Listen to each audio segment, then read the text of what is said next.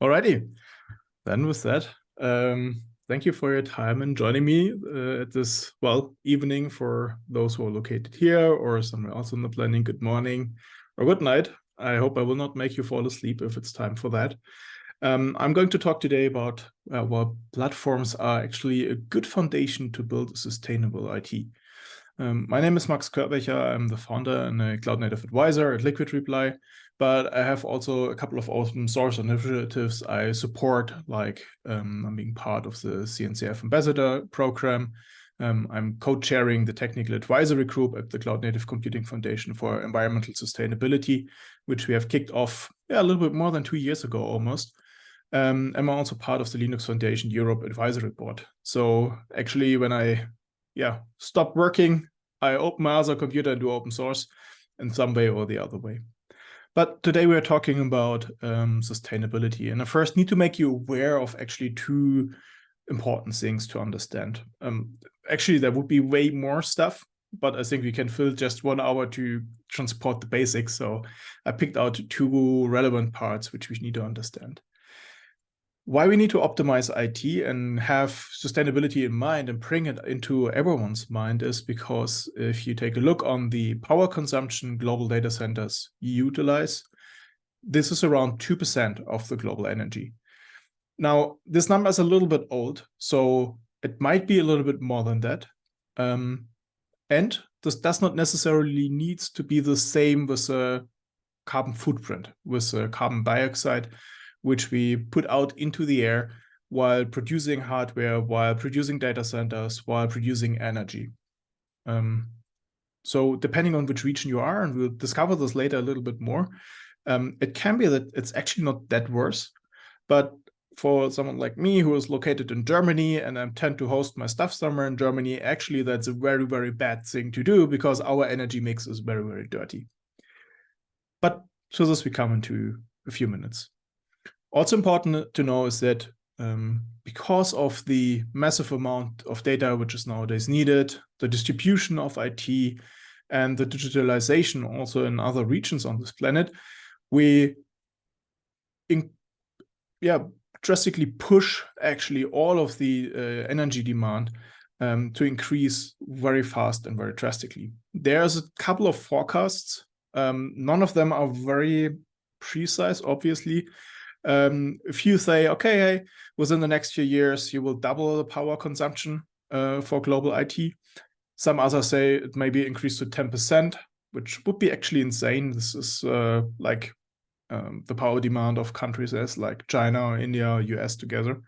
So most likely we will end up somewhere in the middle of all of that.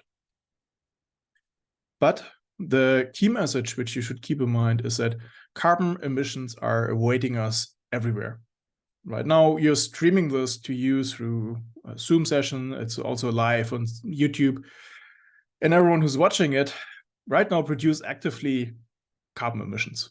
So ideally, you should close now the session and go out and breathe fresh air. But no, I would like to keep you stay here, learn a little bit about, and then spread the word later on, because this is also helpful. This is the one part which we need to know. The other part is we categorize carbon emissions into different scopes. And those scopes are relevant because we have either a direct impact on it or we have an indirect impact on it. Scope 1 emissions are emissions which we directly cause. Let's say you operate a data center and you're an employee in a data center and you drive there every day with your car, let's say 50 kilometers whatsoever, and it's a fueled car. Or while you need to transport servers from A to B or whatsoever, all of these emissions are actually direct emissions because if you turn it off, it's off. If you turn it on, it's on. You have a direct impact on how much it is. Yeah. Indirect emissions are what we most of the time consider for a cloud provider relevant because it's a power consumption, for example, for a data center. And this includes everything, the cooling, the servers, networking, and so on and so forth. And then there's the scope 3. To be precise, they're also often called indirect emissions. I found it a little bit misleading because we have then two kinds of indirect emissions. I prefer to call them embodied emissions. So the CO2 equivalent output that was caused by producing, for example, a server. And as you can imagine, this then opens up a discussion into totally different direction. You may have heard that cloud data center provider have chosen to keep their old hardware running for 2 more years. And this is actually something which you really can celebrate on, because it means that this old hardware with this embodied emission will run longer. On the other hand side, we maybe want to question it and say like, well, it's old hardware, it's maybe not that power efficient. The answer is no solution is perfect, and whatever we do, we always cause carbon emissions. But in general, as long as it isn't broken, it's better to use it until it's broken, rather than to exchange it every now and then. And yes, this also counts also for our beloved hardware and whatsoever we use, if you want to be really aware of it. Now, why do I believe that platforms are really the key for that? Well, this is, I don't want to say pretty easy, but there's a few good reasons behind it. One of these words and magic keywords behind it is the energy proportionality. This means that if you use a server with 50% utilization, it's not equals to, for example, in a 200 watt server, it doesn't equals to 100 watt consumption.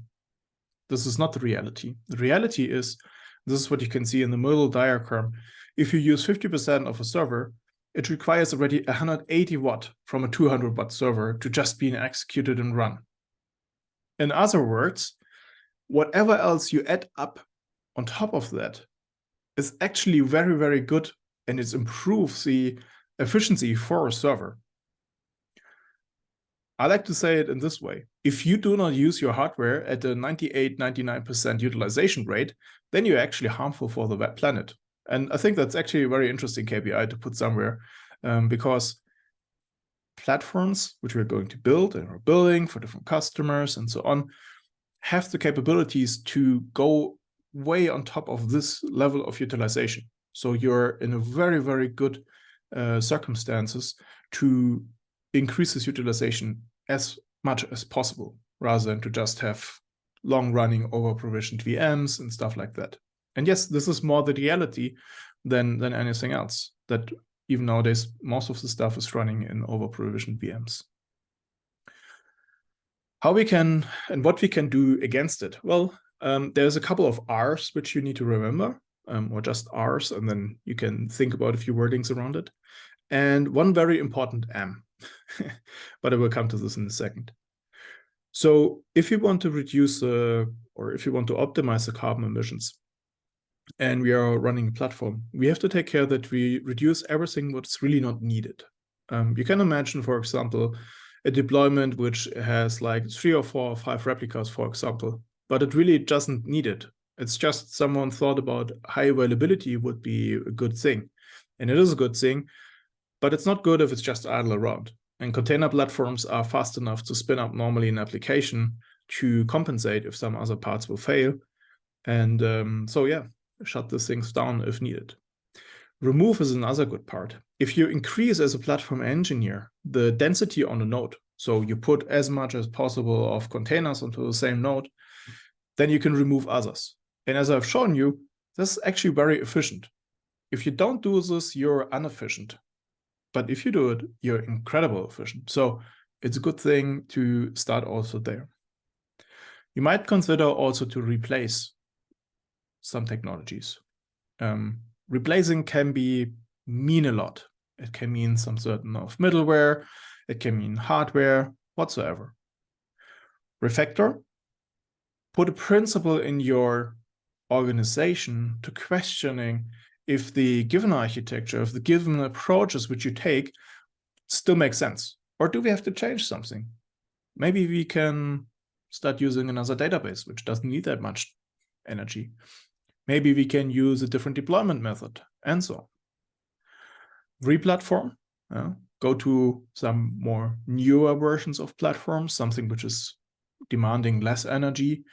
Maybe consider also to swipe away all of the virtualization and go from bare metal to containers. And then relocation. And relocation is actually a very, very interesting discussion. It's not a big place for today, but often when we talk about relocation, we also talk about, hey, maybe we can relocate in the morning to Sweden, and in the afternoon we go to Spain because of the sun, and then in the night, or where it's in Europe night, we will shift it somewhere else on the planet where is a good weather condition. And this is a whole big discussion by itself. I personally like to see it more this way: relocate strategically and wisely, and decide consciously to provide, for example, in another region a platform. But we'll come to that in a moment.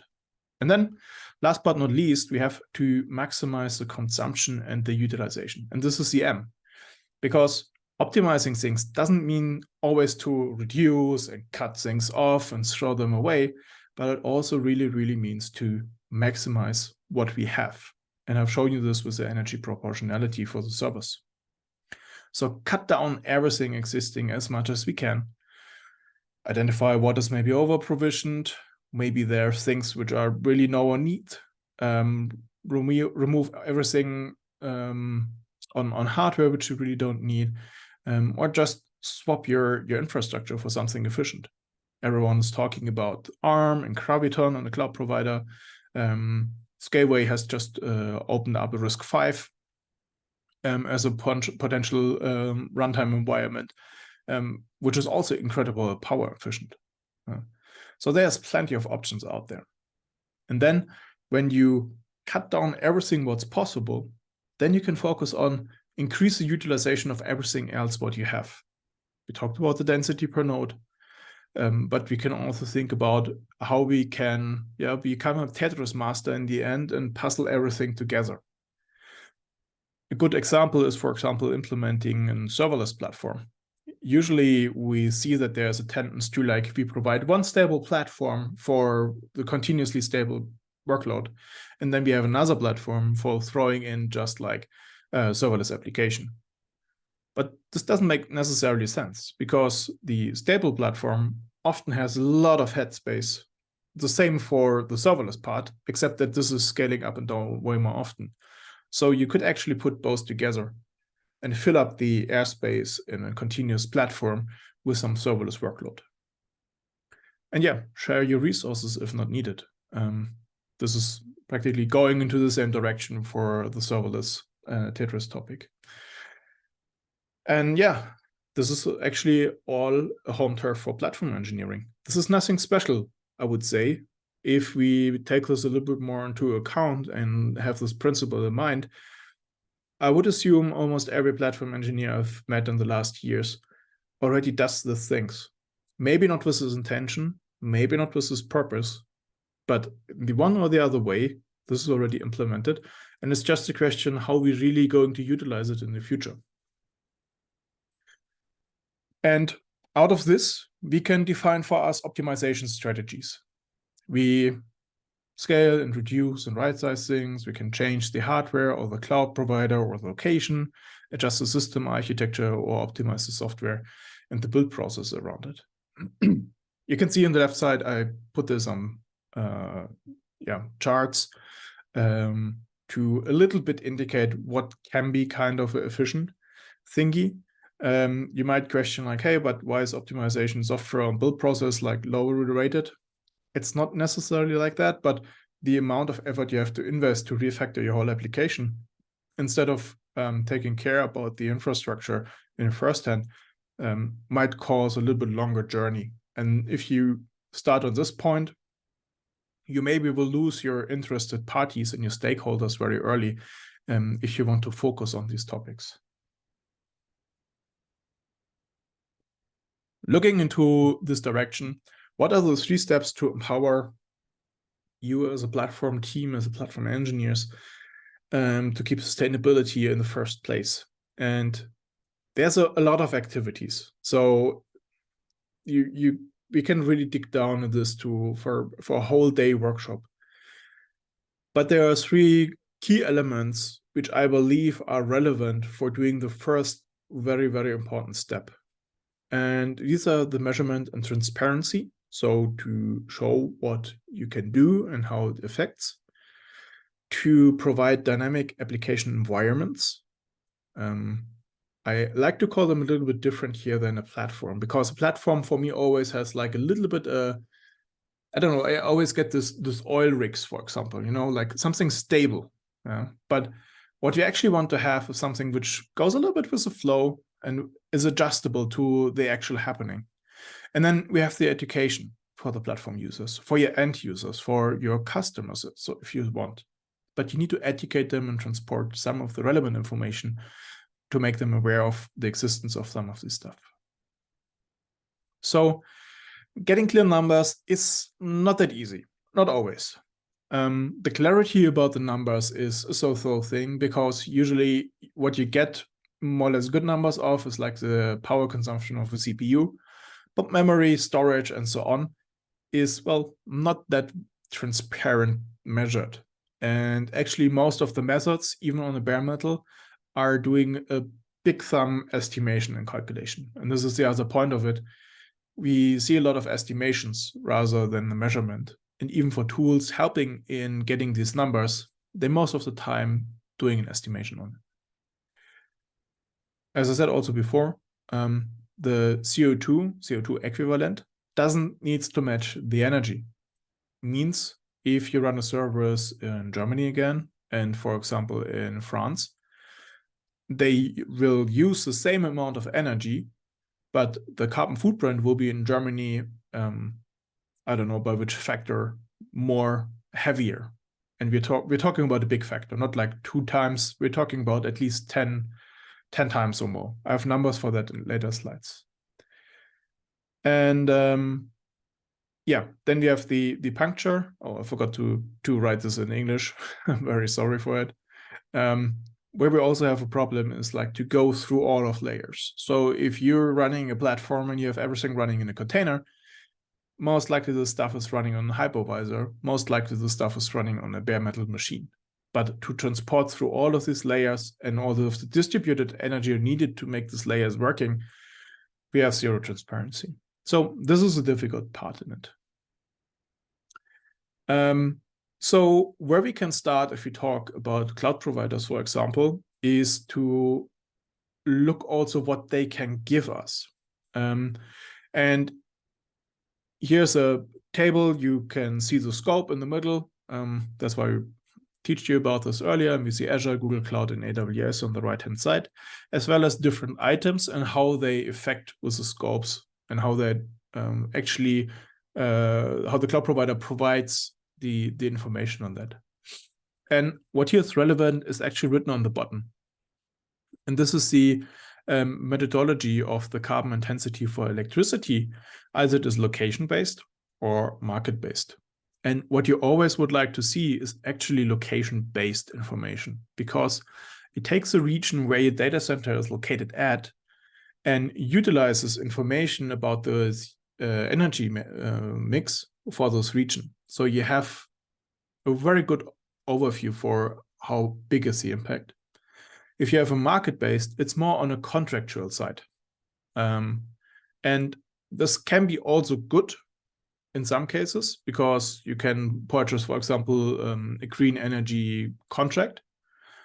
But the reality is more on the financial side in the end, because what it only means is that you invest the money towards sustainable energies, but you still get your dirty energy on the local region, while the money you have invested is used for building wind farms, let's say in the North Sea. But if your data center is in Munich, you will never get anything of this green energy, just to be precise here. So have a look when you choose your data center and your cloud provider, that you get location-based information for your carbon footprint. And then you can find this out in these different dashboards. On the bottom, you can see Google Cloud. On the right-hand side, you can see, for example, Azure. Those are helpful metrics. It's okay. You need to treat them by care, because sometimes they are based on information from the last year. So they are not 100% accurate for your current situation.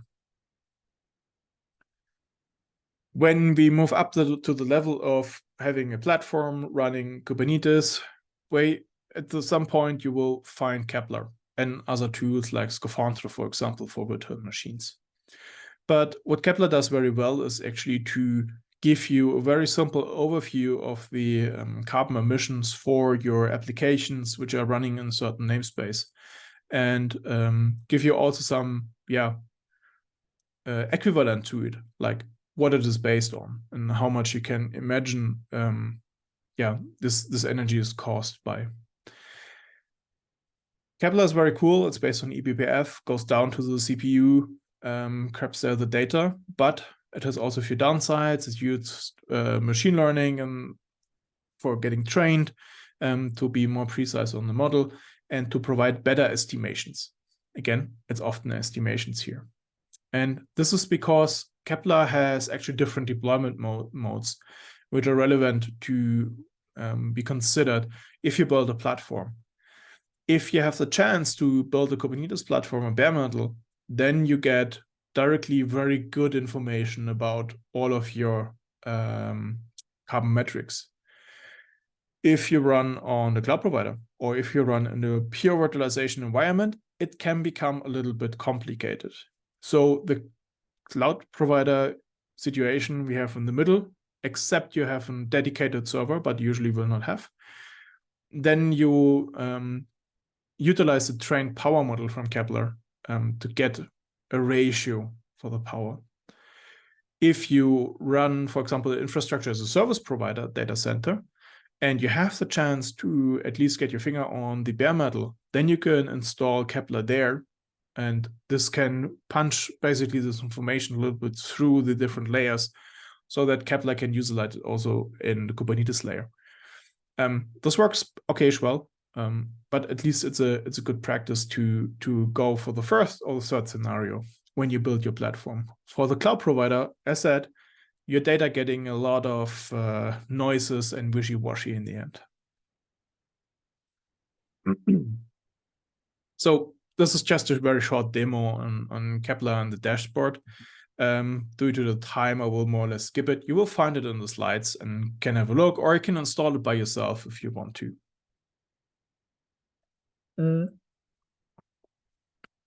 What my technical advisory group is working on, there's a working group called Green Reviews, and they build a pipeline for practically measure open source tools and give them a kind of footprint label, if you want to call it like this. We're currently in development, but I hope we will soon have some results. And this is already another relevant step for you. And when you want to provide services, that you know roughly which kind of like a benchmark performance, let's say, each tool has, which you maybe want to use. So it can help maybe to decide which tool you would like to utilize in your platforms. Check it out. There's a link in the slides for that. There's fantastic people working on it, working hard on it, and I'm looking very forward to see the results out of this activities. So let's move on to dynamic application environments. And as I said, for me, it's very important that we get here the feeling of like, hey, there's things moving. Not too stable, but there's things are moving, because only then we can also provide change. And we need to ask us the question how we can enable our users to utilize a sustainable platform. And for me, this is always a very clear answer. We first need to create opportunities. What do we mean by it? We need to, and for me, often a platform is more like a product. We need to provide an overview and some services which someone can use. And then we have to educate the user.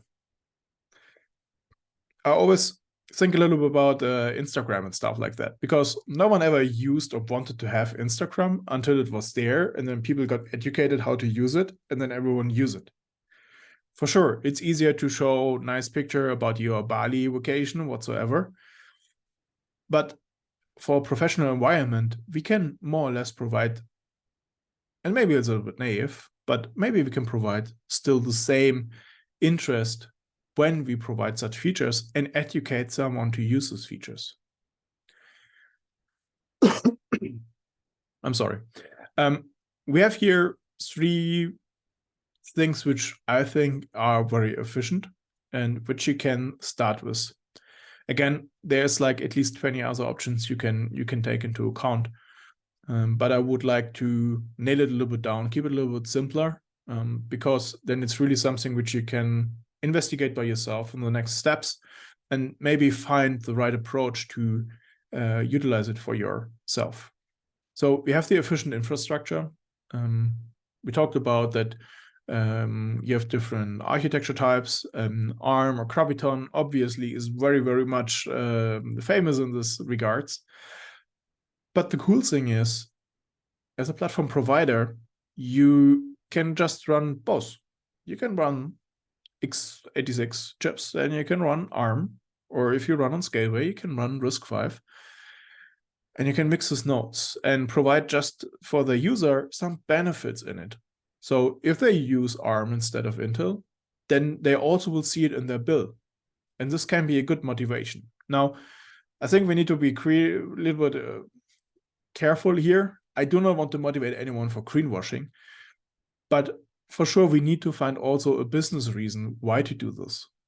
Not everyone is just a good person or have just an interest in it, but it's a legitimate approach to say, like, look, if you go for an ARM server, then you will cut down your costs, let's say, by 25%.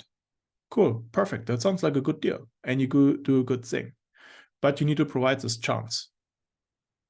Or you can provide better locations. And I come to this in a sec. But you can say, like, hey, we go somewhere else. And then you can be rewarded maybe by a lower carbon footprint. Now, this topic is a little bit difficult. If you go from Germany, for example, to Sweden, the service is more expensive. So there you need to really find the good person which wants to go and do this investment. But if we do not talk about a very huge cluster, a couple of thousand nodes, then maybe those costs are okay to compensate. And then obviously we need to talk about dynamic application management, where we think about event-driven autoscaler, for example, descheduling mechanisms and so on. So efficient infrastructure. Here's a very simple example from AWS. Sorry about the picture quality. But the picture is really irrelevant, actually. What it just shows is like that there's two node groups within the AWS infrastructure on this side. And then you can see here on the right-hand side a configuration for the cluster where we say, like, okay, this is an x86 node group, and this is an ARM64 node group, right? You have different types and so on and so forth. Nothing special. You can just like put this into the cluster configuration, and your cluster is directly running with these two different nodes. Not so much else to do for you, except if you use custom applications on top of that. Now, how does it look like if we would like to make a deployment for it? Well, also here, there's not so much special which you need to consider, except that the Docker file should be maybe in ARM64 if you want to utilize it. And then you need to have a node selector for going into this. But the very, very cool thing is you don't need anything of that nowadays. You can just do your deployment, tell that, hey, I would like to have multi-architecture container here. I don't say which platform it uses. I do not specify any node selector. And by default, when I do this deployment to a platform, it will, depending on where this is running, it will go for an ARM or for an x86. It's maybe a little bit more randomized. So with the left-hand side, you can precisely target to go for an ARM one. But the message is here, like, if you want to migrate slowly from A to B, then you can do this because the platform provides you these capabilities. And this is very strong in the adoption without having too much headache. For sure, you need to take a look that they build the right container, but with a Docker X, multi-arch, container build process, that's an easy thing normally. Talking about better locations. Well, as I told you, if you look, for example, moving from beautiful Germany up to Sweden, for example, this would be a decrease of 92% of the CO2 footprint, which is insane. I personally would love if you would go to Norway, because Norway is completely on renewable energy, but that's another discussion again. But also if you go, for example, from the Netherlands to France, you can drop by 88% your CO2 footprint. And those are relevant migrations. Why is this a relevant migration? Well, you have somehow in Europe some basic data center, I would say, which is usually Ireland, London, Paris, maybe Amsterdam, maybe Frankfurt. But the half of that isn't a very good location for running your application. So instead of going to Ireland, you could go to Switzerland. There's more or less the same political situation around it, so all good. But Switzerland is way more efficient in the provisioning of energy. If you run everything in Amsterdam, maybe move it to Paris. Again, you have an improvement, and so on. However, what I would like to motivate you here is to really consider not to do this frequently, but like have a strategic decision on it to do it, right? Go once somewhere and stay there and not like moving around like a crazy squirrel, try to find the best position in place. And then last but not least, to utilize all of these, we can bring in, for example, event-driven autoscaling.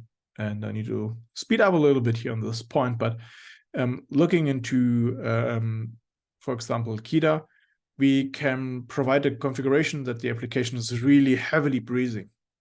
Every time when we see a huge load, it will spin up, but then it will also decrease very fast because the less we have, the better it is. And you could combine this, for example, with a Carpenter on AWS, which also will shut down then the nodes very efficiently right after that.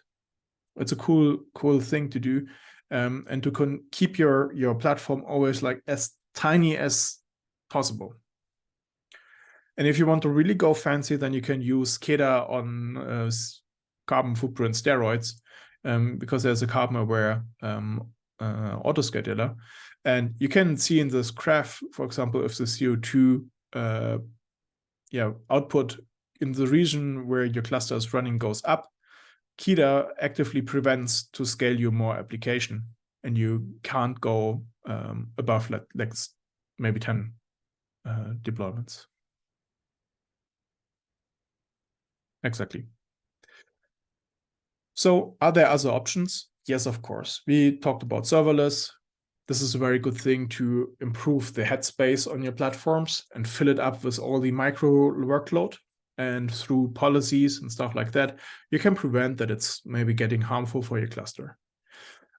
We talked about different architectures, and another approach could be utilizing WebAssembly to make this migration between different architectures even more simpler. So here's a platform engineer just to take care that you have a WebAssembly runtime on every different architecture provisioned, and then your users needs to provide just like WebAssembly modules and then put it up there. And then self-service, education, put things into catalog, provide best practices. And this leads us also to the last point of your education. We need to bring in all the transparency which we had on the first point with all the opportunities on the other side, and actively help the people to understand what they can reach with very few changes and how big the improvement could be. We had one customer in the past where just a minor change in all the architecture and especially in the infrastructure component reduced their CO2 footprint by almost 70%. And it cut down costs also by 15%. So that's a good change for almost no effort. And education and awareness are the most important thing which you as a platform team needs to put out there. So you need to create the awareness about the capabilities of your platform and teach the people about the capabilities you have, and go one step more further, go out there, provide demos and workshops and reference architectures and whatsoever to actively advocate for these changes. Because we as a platform engineering can do lever all those possibilities way more better and bring it to the people rather than to lean back and wait that someone asking for it. Backstage could be a multiplicator because you could document all the different and required changes, for example, for application levels, and when you provision different application and middleware components. So to wrap it up, yes, we can do it. We can change. We can have a really big impact as a platform engineering team on it, because we can provide opportunities and chances to the end users to really improve their applications, the services. We have to provide references and demos so people can understand, hey, it doesn't harm me if I move my application from Frankfurt to Stockholm or from Ireland to Switzerland. Maybe it's the same, maybe it's the same good. And I can promise you, normally it is. It's not a big difference. You need to show how to do it. You need to document how to do it and what is all possible. And you need to provide the transparency for each and every single owner of a platform and of an application. And with that, again, thank you very much for your time. I'm happy to answer your questions. And if you would like to follow up, connect with me on LinkedIn or Twitter or wherever else. And then we can discuss further about your ideas and things you'd like to know. Perfect, Max. Thanks a lot for the webinar. It was an excellent webinar. So we have a bunch of questions here, but before we start, we have one comment from Egima, and she would like this person would like to have the link or the reference of the study done on energy consumption in IT. So if you could share this through the Slack channel, Egima, I would request that maybe you connect with Max on our Slack channel, and Max can share all the references there. Yes, I can get this out. Else you will find a recent report from the European Energy Commission.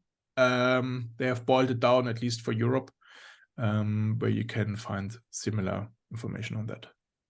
Perfect. So let's start with the questions now. So the first question we have is from Wilco, and the one area that seems to be, and this is the question, one area that seems to be missing from the overview is how our decisions and scale of operations could inadvertently contribute to a trend that negatively impacts the electric grid, particularly by increasing emissions due to reliance on dirty power plants or sources. So it's a long question, Max. It's in the Q&A section if you want to go through that again yourself. Well, that's a very, very big topic, which we also more at the moment discover. So to give you more background for those who are not familiar with that, the KIDA with the carbon aware SDK focus on the local energy footprint, or carbon mix, better to say. So if it gets dirty, then KIDA shuts down things. Now imagine everyone would do it. Suddenly the data centers would shut down everything, or you move all your data or all your computing to another country. And this could cause instability in your power grid. And then this would, to prevent this, we would call it grid-aware computing, right? So at the moment, we're talking with different grid providers on this problem. The thing is that actually our data centers are not that huge enough in Germany to cause so tremendous imbalance in it. Nevertheless, it can cause down the line different harm to the grid or the power provider, because what you need to imagine is if you shut down everything in Frankfurt, and everything is a big word, but let's assume you shut down everything in Frankfurt, we suddenly have too much energy in this region, and power providers do not calculate in minutes. They calculate because of historic data, how much energy you will roughly need for the next weeks. So a power plant cannot scale up and down within minutes. It needs hours or days to adjust. So what we then have to do is to, on the one hand side, handle the too much power in the grid, which is not difficult, but it's like a difficult, costly process. You need to get rid of this additional energy. So the only way you to do is sell it very cheap to your neighbor countries. So they're happy about it. But now it becomes very funny. You move everything, let's say, to Sweden. They suddenly need more energy, but they cannot ramp up that fast. So they maybe need to provision from other countries as fast as possible more energy. Maybe they buy it at us. By transporting the energy to the other country, it's losing the energy too, because transporting energy is a little bit bad. And yeah, down the line, it's actually a very stupid thing. So Taking fast decisions on moving applications left and right and back and forth and whatsoever is not a good thing. Think strategically. If you want to reduce your carbon footprint in the long run, then decide also for a long run data center, right? Go to Norway, go to Sweden, go to Spain, for example. Spain has plenty of renewable energy, solar panels, windmills, and so on and so forth. Also a good option, right? But don't switch around like crazy. That doesn't make sense. Thanks, Max. I hope, Wilco, that answered your question. Moving on to the second question from Kenneth. So this is the question. Since cloud provider companies make money, the more compute time their clients use, what incentives do cloud providers have to give their clients or better tools to track and improve various cloud costs? Or is this where customers have to step in with their own DIY solution for tracking and improving efficiency? Well, it's a free market, right? If you want to, if this topic is for you important, then you can increase the pressure. And actually, a lot of companies does this. What my company also does on one hand side is FinOps or cloud cost management. And the thing on it is like, we increase drastically the transparency on where you spend money. And in the second step, we show you where you waste money. And usually the amount of money wasted in a cloud provider is huge. You can do this with the information which you get from the cloud provider itself, obviously. It might be a little bit manual process. There are commercial tools around it which primarily focus on the cost perspective, but there's also other tools around it, like the Cloud Carbon Footprint tool, which is open source, which at least can give you a good indication on which of your platforms or which of your environments you provide a lot of harmful CO2 footprint, actually.